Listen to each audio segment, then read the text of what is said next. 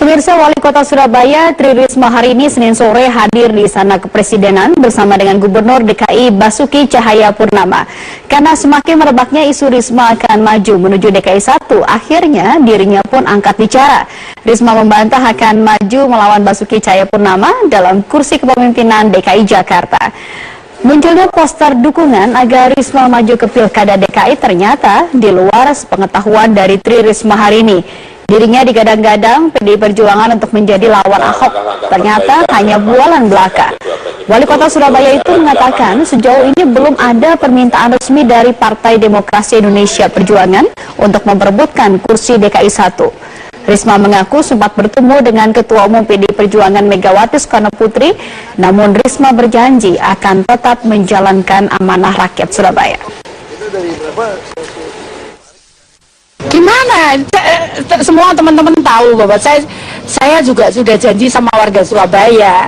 Kan saya nggak mungkin kemudian seenak saya ninggalkan kayak gitu kan. Kenapa enggak? Saya nggak pernah berpikir untuk itu karena terus terang Surabaya itu penduduknya seperempatnya DKI, ya. Luas wilayahnya paruhnya DKI. Jadi saya kalau dibandingkan DKI, saya tuh kayak 3 wali kota gitu. Ya kan lebih berat kan dibandingkan saya. Saya hanya wali kota cuma 1. Menanggapi isu yang beredar, kalau Bu Risma sendiri secara pribadi enggak, saya terus terang enggak pernah.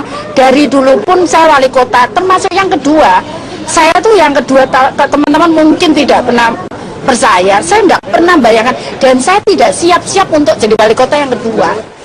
KPK hari ini memeriksa Gubernur DKI Jakarta Basuki Cahayapurnama terkait dengan kasus dugaan suap pembahasan Raperda Reklamasi Teluk Jakarta. Hingga saat ini Ahok masih menjalani pemeriksaan sebagai saksi untuk Muhammad Sanusi dan Dirut PT APL Arisman Wijaya, sehingga masih belum jelas apa saja pertanyaan yang diajukan tim penyidik kepada Ahok.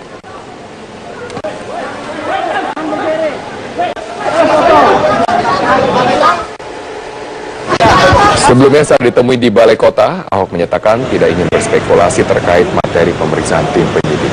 Yang meyakini pemeriksaan tidak akan terkait teknis dari penyusunan ataupun pembahasan raperda tentang reklamasi, namun lebih kepada peran Ahok sebagai Gubernur DKI Jakarta dalam penyusunan raperda tersebut.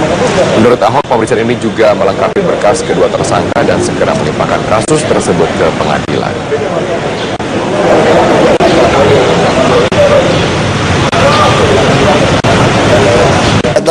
Yang pasti saya dipanggil untuk jadi saksi melengkapi berkasnya Sanusi dan Arisman. Kayaknya mau naik ke pengadilan kayaknya. Jadi, itu aja. Saya nggak tahu. Pasti ditanyain prosesnya. Saya kira kalau soal proses teknis harusnya nggak banyak-banyak ke saya karena saya tidak gitu ikutin. Yang teknis kan udah Ibu Tuti, Pak Gamal udah dipanggil 4-5 kali saya kira tuh. Udah lebih dari cukup. Udah katam itu. Gimana cara bikin? Jadi kira-kira Bapak akan melengkapi informasi apa aja begitu? Saya nggak tahu. Pokoknya kalau ditanya apa saja, pasti saya akan sampaikan apa yang saya tahu untuk saya sampaikan untuk melengkapi. Ya kalau cuma duga-duga, saya nggak berani kan. Dan urusan KPK kan dia profesional, dia lebih tahu lah. Ada apa nggak korum-korum gitu kan? Saya nggak bisa duga. Gubernur Sulawesi Selatan Syahrul Yassin Limpo lolos sebagai calon Ketua Umum Partai Golkar tanpa membayar mahar Rp1 pun. Syahrul menilai ini sebagai langkah maju untuk menjadikan Munaslup sebagai proses demokrasi. Panitia Musyawarah Nasional Luar Biasa Partai Golkar telah meloloskan Syahrul Yassin Limpo dan Indra Bambang Utoyo sebagai calon Ketua Umum Partai Golkar yang tidak membayar mahar Rp1 miliar. Ini menunjukkan peraturan yang ditetapkan Panitia Munaslup tidak berlaku adil dan menyeluruh terhadap semua calon ketua umum. Ia mengatakan ini merupakan pertama kalinya dalam sejarah Partai Golkar menerapkan mahar terbuka dalam pencalonan ketua umum. Terkait harta kekayaannya, Gubernur Sulawesi Selatan 5 periode berturut ini enggan menyebutkan secara terbuka. Menurutnya, data harta kekayaannya telah dilaporkan ke Komisi Pemberantasan Korupsi. Penolakan saya dengan menghadirkan mahar politik, mahar dari sebuah pembayaran yang dikaitkan pada kepemimpinan dan rekrutmen kepemimpinan, khususnya dalam rangka pencalonan Ketua Umum Golkar kemarin, dan kemudian hari tadi kemarin jam 4 saya menerima WA, WhatsApp bahwa saya lolos, kemudian walaupun tidak membayar 1 sen pun. Sejumlah mahasiswa asal Nusa Tenggara Timur, daerah pemilihan asal Setia Novanto, mengkritisi masuknya nama Setia Novanto dalam daftar calon ketua umum Partai Golongan Karya. Mereka menilai kontribusi Setia Novanto yang nihil untuk dapilnya, ditambah sejumlah kasus etik dan korupsi yang pernah disangkakan ke mantan ketua DPR itu patut menjadi pertimbangan Partai Golkar dalam menentukan calon pimpinannya. Citra institusi DPR. Di Jakarta, kelompok mahasiswa yang menyebut diri mereka sebagai mahasiswa NTT Peduli Golkar menyampaikan 6 poin keberatan mereka atas masuknya Setia Novanto dalam daftar 8 calon ketua umum Partai Golkar. Peran nyata Setia Novanto selaku anggota Dewan untuk daerah asal pemilihannya Nusa Tenggara Timur tidak dirasakan oleh masyarakat NTT. Pun begitu, sejumlah kasus kontroversial mulai dari pencatutan nama presiden hingga dugaan korupsi beberapa proyek yang mengaitkan nama Setia Novanto menambah celah sosok ketua fraksi Golkar ini untuk maju ke kursi ketua umum Partai Beringin. Mahasiswa NTT Peduli Partai Golkar berharap agar steering committee penyelenggara Munaslup berpikir ulang untuk memasukkan nama Setia Novanto ke jajaran calon ketua umum. Kasus koruptif dan konspiratif yang menjeret Ketua DPR RI Setia Novanto sebagai punggawa pohon beringin menjadi tamparan keras ke wajah partai dan juga institusi negara.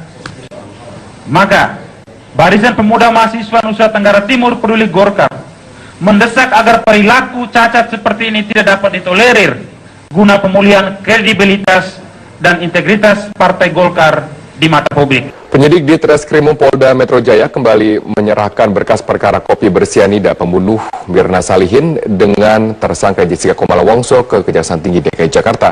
Kali ini aparat kepolisian menambahkan 1 saksi ahli toksikologi atau ahli zat beracun untuk memenuhi permintaan kejaksaan. Setelah sempat dikembalikan, berkas perkara pembunuhan Wayan Mirna Salihin oleh Kejati DKI Jakarta kepada pihak kepolisian pada 29 April, polisi dapat memenuhi permintaan jaksa penuntut umum untuk menambahkan saksi ahli dari luar kepolisian, yakni dokter ahli zat beracun sebagai saksi ahli tambahan. Kepala Bidang Humas Polda Metro Jaya, Kombes Pol Awi Setiono, menjelaskan penambahan 1 saksi ahli itu nantinya untuk disinkronkan dengan keterangan saksi ahli dari Puslap Forma Mabes Polri sebagai bukti penguat.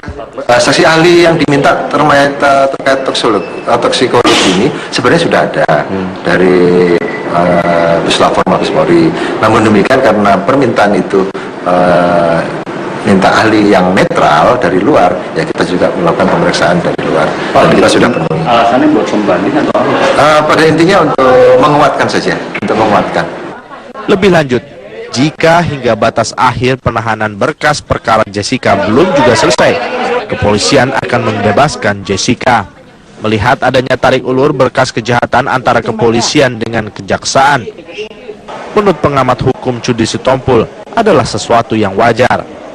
Kewajaran tersebut dapat dimaklumi lantaran berkas tersebut memang membutuhkan penyempurnaan. Cudi berpendapat Jessica dapat saja dihukum lantaran barang bukti minuman yang mengandung sianida berada dalam penguasaannya.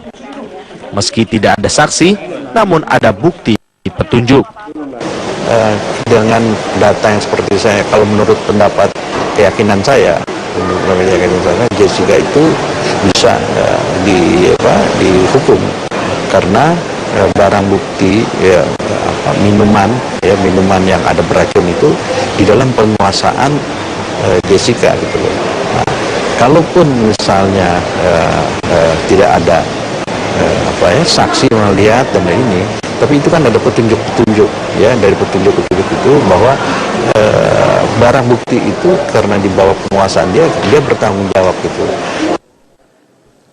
Jika berdasarkan KUHAP, bukti petunjuk dapat dikategorikan kesesuaian antara keterangan saksi dan keterangan lainnya. Oleh karena itu, majelis hakim dapat saja memutuskan bukan karena adanya saksi, namun juga berdasarkan keyakinan alat bukti dalam KUHP. Dari Jakarta, Tim Liputan Metro TV. Pemirsa, selain di sejumlah ruas jalan utama, kepadatan arus balik libur panjang akhir pekan juga terjadi di bandara, terminal, hingga pelabuhan. Lonjakan pengguna jasa transportasi diperkirakan akan terus meningkat hingga Minggu malam nanti. Memasuki hari terakhir libur panjang, arus balik penumpang di Terminal Lewi Panjang, Kota Bandung, Jawa Barat membludak. Bahkan ratusan penumpang yang hendak menuju Bogor dan Bekasi terlantar karena keterlambatan bus. Keterlambatan ini buntut dari kemacetan yang mengular di sejumlah jalur utama Bandung. Penuh Pak, penuh. Terus gimana kan solusinya nanti? Nungguin bis yang terakhir paling. Nunggu yang terakhir. Bis selanjutnya. Jumlah penumpang yang melalui Terminal Lewi Panjang saat libur panjang kali ini meningkat hingga 2 kali lipat. Dari sekitar 8.000 penumpang di hari biasa, melonjak sekitar 16.000 penumpang. Lonjakan penumpang juga terjadi di Bandara Internasional Ngurah Rai, Bali. Ribuan wisatawan lokal hingga mancanegara telah memadati Bandara Ngurah Rai sejak Minggu pagi. Berdasarkan data Angkasa Pura I Ngurah Rai, jumlah penumpang di terminal domestik yang telah diberangkatkan hingga Minggu siang sebanyak 17.962 orang. Sedangkan di terminal internasional sebanyak 14.970 orang. Para penumpang pesawat ini umumnya wisatawan yang telah menghabiskan masa liburannya di Bali.